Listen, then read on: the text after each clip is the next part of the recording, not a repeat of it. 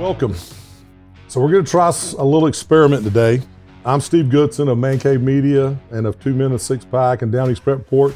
And with me is Preston Kelly of the Preston Kelly Show and The Locker Room. We thought we'd try a little experiment, coming together once a week to do a new sports show.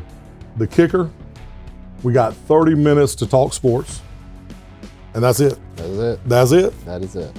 When there is 5 minutes left in the show, a timer will appear on screen, and it'll give you and give us the official countdown to start wrapping it up.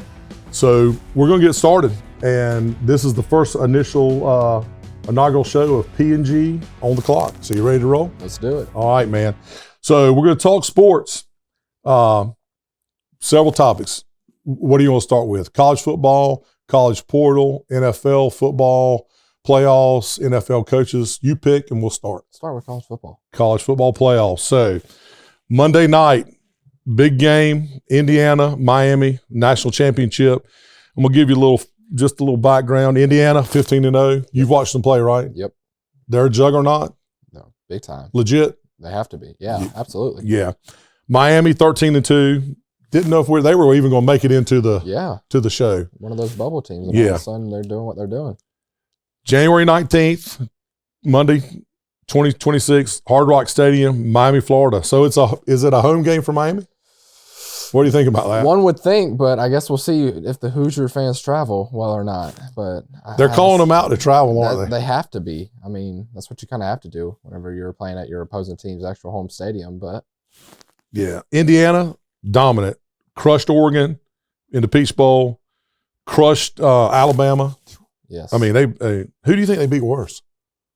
I have to say Alabama. Alabama scored 3 points. Yeah. I mean, at least Oregon, they got a couple touchdowns, but the stat that I saw, the quarterback, Mendoza, he had more touchdown passes than incomplete passes. That's absurd. That's kind of crazy.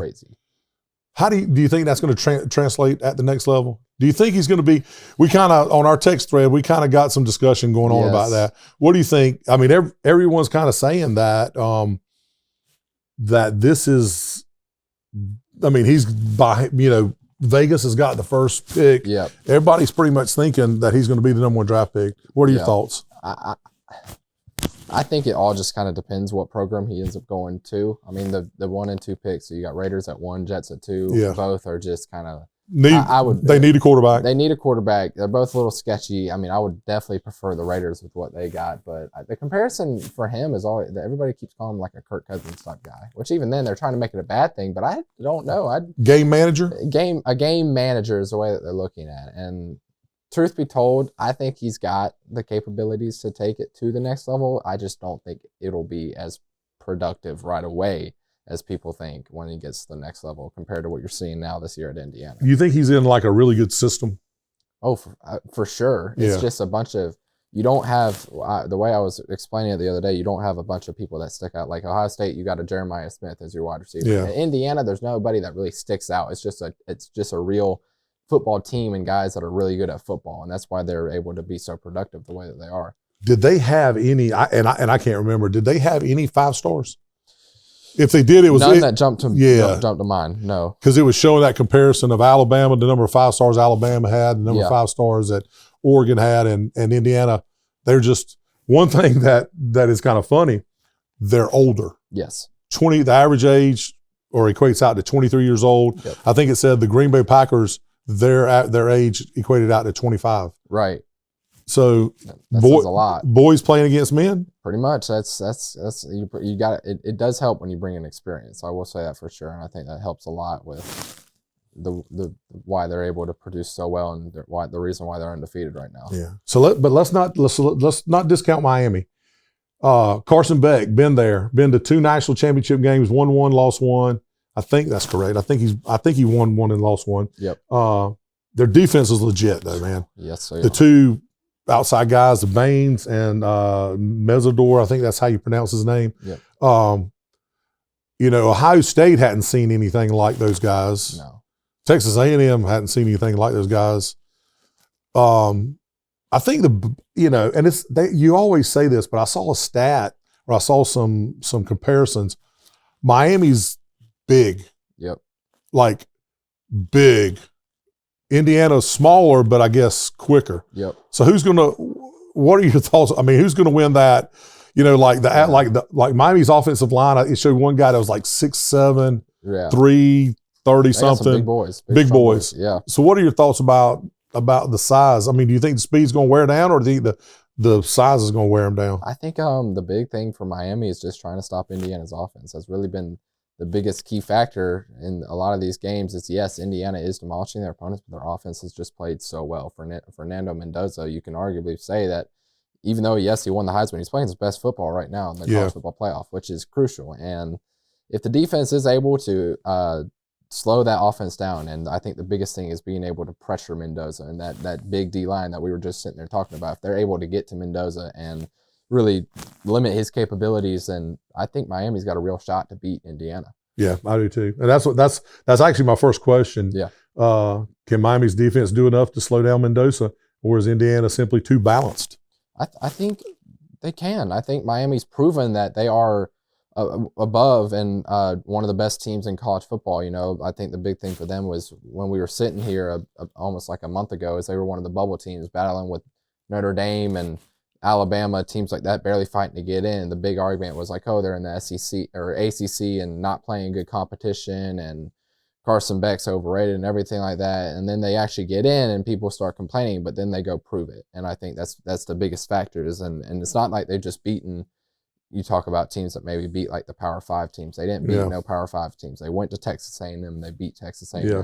And they went and they played against Ohio State, who many had in the national championship. Everybody thought that Ohio State or Indiana were, they thought that was a national championship in Indiana and Ohio State. And that game, as close as they want to call it, that Miami did, it wasn't even close. Miami beat the crap out of Ohio State. Don't sleep on, when we think about Miami, we obviously go to the defense. Don't sleep on their offense. Nope. They got the one little playmaker that's a freshman. Then I don't even remember his name. And then they brought in the other kid, the Daniels kid, at the other wide receiver. If Carson Beck can get, what's the kid? I can't remember the kid. Malachi Tony. I searched him up. That dude is legit, man. The crazy thing is just like, and a lot of people might not freak out about this, but with me being 18 years old, they mentioned how he's a freshman. I'm older than him. And are you really? Yeah, by like a couple days. And that really, like whenever I searched him up and saw that, I was just like, oh my gosh, that's just absurd to think that somebody my age is out there like making all the big plays against Ohio State and all that stuff. So, and he's a freak. So he's legit. He's legit. So how much does playing in the national title game at home, we just talked about that. Yep. Does it help Miami? Or, do you think, I think it's home and that's great. And it's like a home game. You'll have Miami fans in the stands. Yeah. But has it become like the Super Bowl where it's so corporate now that a lot of corporate tickets? I think that was one of the big things that I was gonna compare it to. Is we've seen teams play in the Super Bowl in their home stadium, but we haven't really seen a college football team play in their home stadium like now. So I think it will be interesting to see. But my guess is that I think for sure there will be some Miami fans, but I don't think it'll overtake anything. I think it is going to be viewed as, for a lot of people, kind of like the Super Bowl, as like that big game, the big moneymaker type game, because this is the biggest game in college football season. So, and it's not, and you won't see, I think, a big difference of fans, whether it's Indiana or Miami. You'll get just a lot of people from everywhere that want to go to the national championship. We do know that Michael Irvin will be there on the sidelines going crazy. Ray Lewis will be there. Yep. They're going to show up. Their crowd's going to turn out and show. Not just maybe the fans in the stands, but the former football players and athletes. This is resurgence for them. Yes, for sure. Yeah. So it'll be interesting to see what happens there. Back to Indiana though, they blow out Alabama, blow out Oregon. They played great all year long, but are they? Do you think they're peaking right now at the right time? I think that argument could be made, but the big thing to look at it as is that and no disrespect to Miami, this is the easiest team that they probably are going to face since being in the playoff. Alabama's a really good football team, no matter how the argument wants to be made. Oregon's a very good football team. I thought Oregon was very good football. I thought that game was going to be very close, and then you go in. I mean, that pick six on the first play of the game, like, and that pop. I had to go back and watch it afterwards, but like, they are peaking now, but as long as they can, I mean, this is the best time to peak. And if they can just keep it up for literally one more game, they will 100% win the national championship. So, last question. Indiana's been scoring points. 34 against Alabama, 50-some against Oregon. Absurd. I mean, they're scoring points. What happens if the physicality of the game comes out and Miami's defense does potentially step? Not saying they're going to stop Indiana, but maybe they slow them down. Yep. So what happens if this is a low-scoring game? Who does that favor? Does a low-scoring game favor Miami and their defense, or do you think Indiana still can grind it out and win? I think because Indiana's got a great defense too. Oh, for sure. Definitely not to discount them, but I think it favors Miami because Miami's used to battling with not just anybody, but really good football teams this season and really grinding out and finishing close games. You look at a lot of Indiana's games, the one game that only sticks out to me that was close that they were able to win was the Big Ten game against Ohio State. All their other games, they won a lot of blowouts. And Penn State was a close game. Tight game for sure. A tight game right at the end, but in general, they beat everybody. Yes, for sure. And I think that's why I think it does favor Miami, especially, and I think the experience too. When you have Carson Beck at quarterback, and I was just going to say that, man. That he could potentially be the wild card. Yeah. I mean, he's been there, done it. I mean, granted, Fernando Mendoza and the team has been there now through 2 games in the playoffs. They played 1 game last year and lost in the playoffs. But something's to be said about being in this environment. I mean, it's a whole new deal. Yeah, for sure. I never thought I'd be sitting here and saying Carson Beck might potentially be the difference. Yeah, for sure. But he could be. Yeah, he could be. And I'm not to toot my own horn, but when we were recording 2 Minute Six Pack, leading up to the playoff starting or around when it started, I literally said, I think you did, I was the only one that mentioned how he's the only one with experience, and not to be shocked if this is the time that he plays his best football. And sure enough, he's doing it. He's doing it. He's doing it. So, go ahead, prediction. What do you think? Who you got? I said it already, but I think I'm going to roll with Indiana. All right. I think I feel pretty good about that. All right. I'm going to roll. So they're favored by 7.5. I think it went up to 8.5. Oh, did it go 8.5 now? So Indiana's favored by 8.5. Yeah. I think that I know this is weird. I think it's either going to be a blowout or it's going to be real, or Miami's going to win. Yep. I mean, I think that's a great way to look at it. I mean, I just think that they're going to bring it. They're going to be jacked. They're going to be home. Irvin's going to be on the sidelines ripping up. I mean, 6-year-old with a six-pack, man, taking his belt and slapping, doing whatever he's doing. Ray Lewis, all that crowd. If they can if Indiana can withstand, the first 5, 6, 7, 8 minutes is going to be jacked for Miami. Yeah. If Indiana can outlast that, then they'll probably win. I'm pulling for Miami. It has nothing to do with ACC. Yeah. I just kind of like to see Carson Beck. I will not be mad if Miami pulls it out either, for sure. Yeah. So we will know next week. All right. You want to transition over to NFL football, or you want to talk about the portal in college? Let's talk about some NFL. All right. So interesting stuff happening in the NFL. Playoffs. Rams over Panthers. Panthers set us up to let us down. You know what? And that's why I switched my pick to the Rams last minute, because I was like, you know what? This is too good to be true. But Bears over Packers. Packers collapsed. Had to come back from 16, I think Chicago did. I forget what the exact number was. I want to say it was I want to say it was like 21-3. I think it was 21-3 at halftime. You're right. Yep. Yeah. Bills over Jags. That was a heartbreaker. That was a fantastic game. Yep. Niners over Eagles. I had a lot of fun watching that. I did too. I'm not an Eagles guy, so I really enjoyed that. You talking about grind it out. Patriots over Chargers.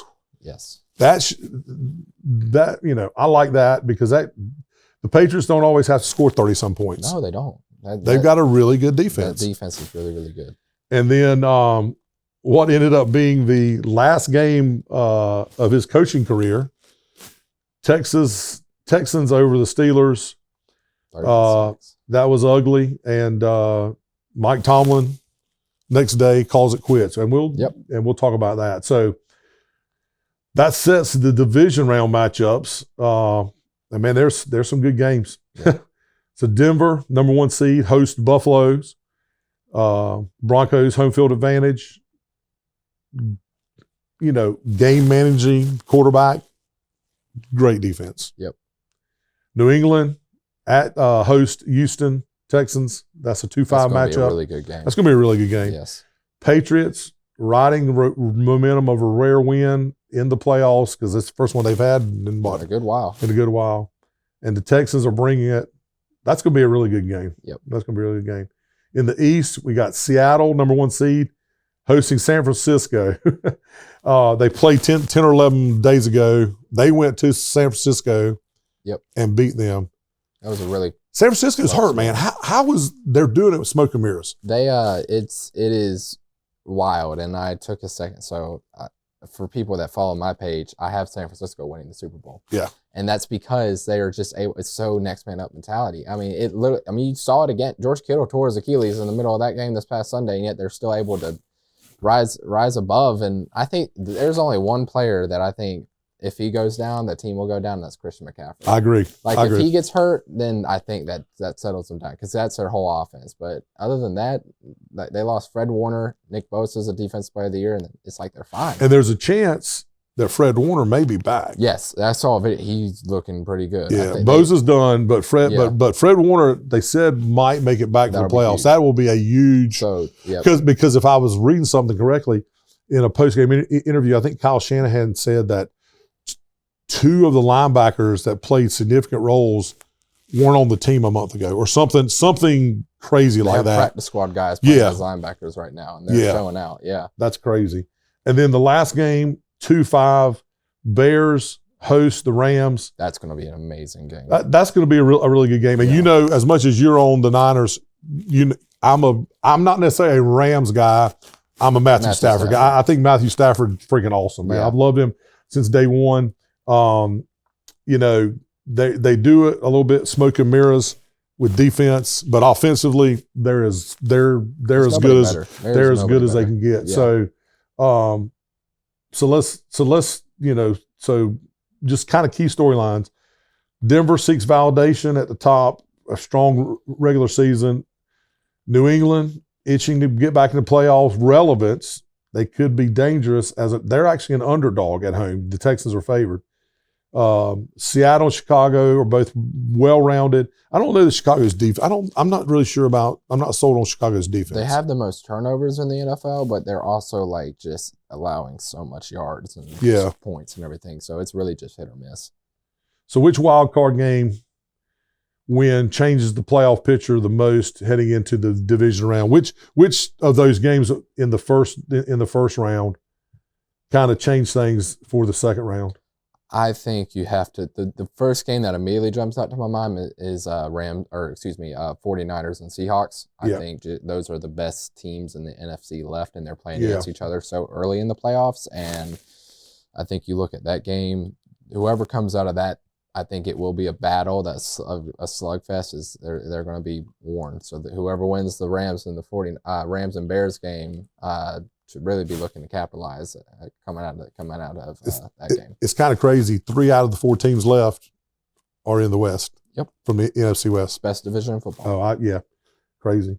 Can the Broncos back up their number 1 seed? No. You don't think so? You think the Bills are just kind of timing it, even though they did take a big blow. Gabe Davis tore his ACL. Damn, that was nasty. Tore his ACL. The Bills they don't have that weapon guy that they don't have the Stephon Diggs no more. Josh Allen just really, he's a game changer. I mean, it really just goes to show, and that's why they won that game against Jaguars. But the reason I say Broncos don't back up the 1 is just I think Denver's a good team, but I think they're number 1 because they're defense, and I just don't think that the team overall they aren't a number one seeded type team. I think that the Bills are really going to. I think it'll end up being a tight game just because I think Buffalo's so hurt on offense and they don't have enough, and they're facing arguably the best defense in the NFL. But I just think Josh Allen's going to turn into Superman and just end up winning that game. What do you think? I mean, there's some really good matchups. Mm-hmm. What do you think? Who do you think is the best matchup out of these games? So the game I'm going to be tuned in the most to is the Saturday night game, Texans and Patriots. Yeah, I think Houston has the best defense in the entire NFL. Houston's my AFC champion right now.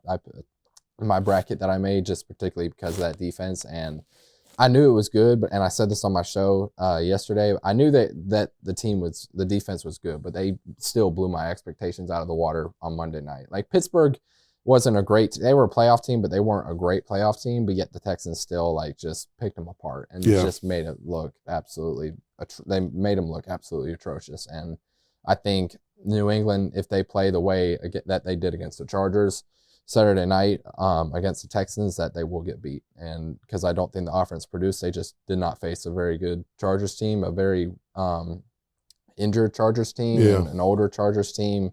I mean, Herbert was just, I'm shocked. Their offensive line, man, is horrible. It is awful. Yeah. I mean, they've got two guys. Two all-pros that were hurt, Slater and Joe Alt. Yeah. So you're calling for the Texans to beat the Patriots. Yep. What about the Broncos and Bills? I got the Bills beating the Broncos. Bills beating the Broncos. So that's a 5-6. So that means Texans would host the Bills. Buffaloes, yep. And you're saying that the Texans are going to go all the way. I'm saying it. Yep. Right. What about in the East?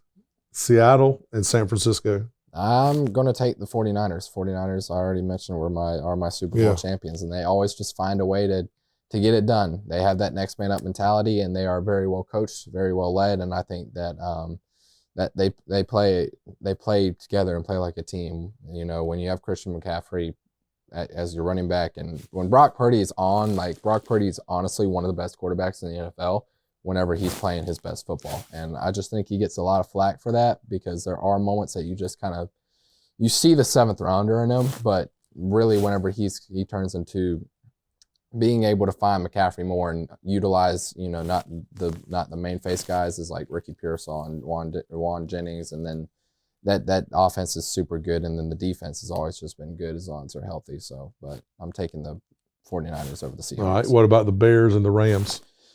I'm going to take the Rams. I think it just will come down to experience. I think that Chicago team's they got their big win against Green Bay. I think they're a really good football team. I'm not the biggest Bears guy in general, but I just think that when you have an experienced guy like Matthew Stafford, and even though McVay's so young, he's been to the playoffs so many times with the Rams, and Devontae Adams, I think the experience beats him out. And then you've got the Niners are your pick, so you got the Niners beating the Rams. It's 5-6, both. Yeah, 5-6. Yeah. So and you've got the Niners and the Texans in the Super Bowl with the Niners winning. Yep, I sure do. That's the way I have it. You know what I find interesting about this, besides really, so we've got 8 teams left in the playoffs. Yep. Besides Josh Allen and Matthew Stafford. Okay, so we kind of got to throw, I don't want to say throw them out, but we got to put kind of Caleb Williams, and honestly, we need to put Drake May over here because they're both second year. I don't know that they've really established themselves as good quarterbacks. Yeah. But I don't think they've established themselves yet along the lines of a Josh Allen and a Matthew Stafford. That's just me because they've done it, because they've been there doing it longer. Yeah. So the other 4 quarterbacks, man, are like game managers. Oh, yeah. We come back, Bo Nix, C.J. Stroud. I think he can go both ways. You think he can? Yeah. C.J. Stroud. Sometimes he's really good and sometimes he's really bad. I mean, you got to look at that offense and really realize that he's got little to nobody. I mean, his main wide receiver went down. I think he had a Nico Collins. He ended up with a concussion, and then you're throwing Christian Kirk is a great underrated wide receiver, but then you throw into him, and Christian Kirk had over 140 yards receiving, and I mean, I don't think the offense gets enough love. I think especially C.J. Stroud doesn't get enough love, but He's not in that great category like you're talking about yet, but he is a really good quarterback. I don't know that. Would you put him in the same category yet as Drake May and Caleb Williams? Yeah, for sure. Okay. The other game, Seattle and San Francisco, that's a battle of game managers. Oh, I think so. I mean, that's So I'm going for the Rams. Again, I'm a Rams guy, and we're at the 5-minute mark. We are at the 5-minute mark. So let's pop real quick to NFL coaching openings. Yeah, let's do it. Man, it's a slew of them, wild. dude. It is crazy. Raiders, Cardinals, Browns, Falcons, Titans, Giants, Steelers. 3 out of the 4 in the AFC. What is it? North are vacant. Yep. So, and you could argue that the one that is there, he should have been fired. He should have been fired like 2 or 3 years ago. Zach Taylor, right, from Cincinnati. Yep. So the one, of course, that kind of shook everybody, you were kind of on fence, Tomlin deciding to leave. And you had said on one of our text threads that you had heard that is it an announcing gig that he's going to? So more info has come out today that he does not plan on coaching in the near future. Okay. I don't know if he's going to go directly to TV, but I just think the man's burnt out. He's been with that. I mean, the year that I was born, 2007, was the year that he started coaching with the Steelers. And he's had a lot of success. He's never had a losing season, but they haven't won a playoff game in 7 years. And that's very difficult to come back and do time and time again. And I think especially just after how that game went on Monday night, like he really just was like, maybe it's time for me to take a break. I don't think he's done coaching by no means. I think maybe he'll take a little break and come back. Yeah. I think he just wants to have a little bit of fun, go do a Brady thing, a Brady gig, and then come back in a couple years. Amazing statistic. Since 1969, the Pittsburgh Steelers have had 3 coaches. Chuck Noll, Bill Cowher, Mike Tomlin. I just don't see that happening with this next pick because there's so many openings. Yeah. They're talking about Stefanski, who got fired from Cleveland. Great coach. I agree. He's potentially going. I mean, he interviewed with the Ravens. Yeah. That would be really weird. I don't think that's where he goes though. But where do you think he's going to? I dropped my whole prediction. I think he's going to be the new head coach with the Atlanta Falcons. So where do you think Harbaugh's going to go? Because you got some really high profile. So John Harbaugh, as we're recording this, he's interviewing with the Giants in person. And I think there's a very good chance that he doesn't leave the building today with the New York Giants. Brian Daboll called him personally and said that is an opportunity you don't want to waste. When you have Jackson Dart, you'll have a healthy Malik Neighbors and a healthy Cam Scatteraboo. That team has a lot of potential. And defense got better over the was it the Carter, Abdul Carter? Yes. They had the other kid that got from Abdul Carter, Brian Burns, Kayvon Thibodeau, Dexter Lawrence. That defense is stacked. The D line specifically, it's the best D line in football for sure. So out of these openings, Pittsburgh, Raiders, Cardinals, Browns, Falcons, Titans, Giants. Am I missing any? I think you got them all. Did That's you say Dolphins? Did you say Dolphins? I'm missing the Dolphins. There's 9, I know for sure. So. Well, so that would be 7, and Dolphins makes 8. I'm still missing 1. I'm trying to see who I'm missing. Let me run through it: Titans, Giants, Raiders, Cardinals, Falcons, Browns, Dolphins. Did I say Dolphins already? I don't think so. Steelers and Ravens. Okay. So it's a lot. Close. It's a lot. So out of those, man, Giants the best gig. I don't think so. Atlanta best gig? I think you got to look at Baltimore and you see Lamar Jackson as a quarterback. And I think you look at, and that team is ready to win now. They're just looking for, it shocked me that they fired Harbaugh. I thought they would kind of let him do the Tomlin thing and walk away. Yeah. But I think whoever they bring next, they're expecting that coach to win now with the team that's had. They were very injured this year, and I think they're expecting, all right, we're going to be healthy next year. Let's get it rolling and get back to winning again. So do you bring in an established? Does the Ravens, with what they've got, need an established coach, or do you bring in a young mind offensively? So I think it's a little bit more of the same. I think one of the big things that we're going to see with this year is that a lot of former head coaches are going to be people who get hired. Like Mike McCarthy is going to get another job somewhere. Harbaugh. I think the way that the Ravens are going to go, they're going to look young, but they're going to look at somebody who's been a head coach before. Okay. And I think they're going to take Cliff Kingsbury. And I think they're going to. That's your man at Washington. That was my guy in Washington, and they're going to see what he did with Jaden whenever he was healthy. I think when Kyler Murray was healthy, and you had guys like DeAndre Hopkins, and when the Cardinals were decent, I think that'll be a little intriguing to them, Yeah. and they want to get that offense to flourish a little bit more. So I think they might they'll take a Hail Mary and they'll say, all right, let's see if you can do it. We want you to come in here and fix this right away and play competitive football. Next Baltimore Ravens coach is Cliff Kingsbury. Next New York Giants coach is John Harbaugh. Next Atlanta Falcons coach is Kevin Stefanski. And you know what? That's it. That's it. Enjoyed it. Thanks for tuning in. We'll be back next week.